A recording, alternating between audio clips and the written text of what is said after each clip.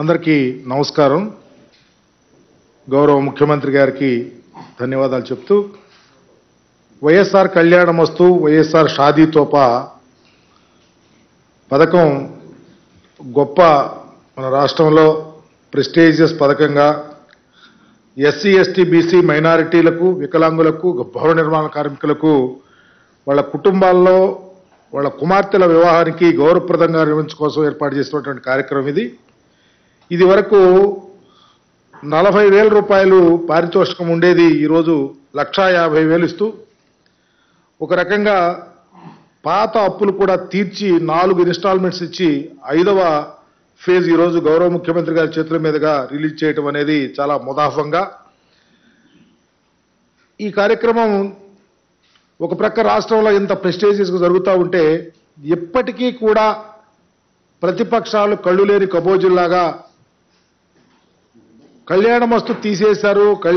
తీసేశారని చెప్పుకునే వారికి చెంపపెట్టే విధంగా 5వ ఫేజ్ రిలీజ్ చేయటం అనేది చాలా అదృష్టంగా భావిస్తూ దీనివల్ల ఈ రాష్ట్రంలో ఉన్నటువంటి పేద ప్రజల యొక్క కుటుంబాల కుమార్తెల వివాహం ధైర్యంగా చేసుకోవటానికి ముఖ్యమంత్రి గారు చేసుకున్న మహోన్నత కార్యక్రమం భావిస్తూ ఒక విషయం, ఈ మధ్య బెంగళూరులో దక్షిణాది రాష్ట్రాల సమావేశం జరిగింది సోషల్ జస్టిస్ మీద. తమరు తీసుకున్నటువంటి ఈ చదువుల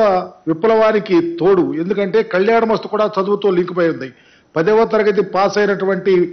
ఆ బ్రైడ్ గ్రూమ్ కానీ బ్రైడ్ కానీ వాళ్ళకి హోదా కల్పించి వాళ్ళని ఎలిజిబిలిటీ చేసిన తీరులో చాలా చదువుని ఇంపార్టెన్స్ ఇచ్చినటువంటి విషయాన్ని కూడా పొందుపరుస్తూ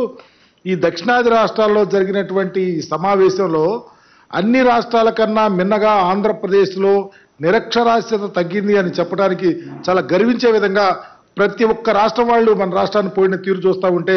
మీరు చేస్తున్నటువంటి ఈ గొప్ప విప్లవం,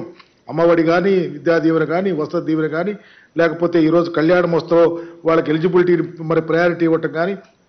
ఈరోజు సామాజిక విప్లవానికి తెరదీసినటువంటి